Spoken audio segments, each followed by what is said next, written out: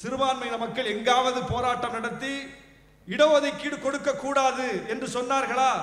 இல்லை. இடஒதுக்கீடு கொடுக்க வேண்டும் என்று சொல்கிறார்கள். யாருக்கு? பிற்படுத்தப்பட்ட மக்களுக்கு. யாருக்கு? பட்டியலின மக்களுக்கு. யாருக்கு? பழங்குடியின மக்களுக்கு. அவர்கள் யார்? இந்து மக்கள்.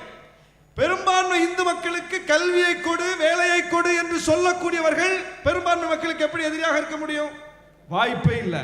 ஆனால் எதிரியாக கட்டமைக்கப்படுகிறது. ஆனால் இடஒதுக்கீடு கூடாது என்று சொல்லக்கூடியது யார்?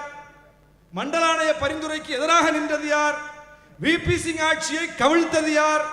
இப்போதும் பொருளாதார அடிப்படையில் இடஒதுக்கீட்டை கொண்டு வந்து இடஒதுக்கீட்டை சீர்குலைப்பது யார்?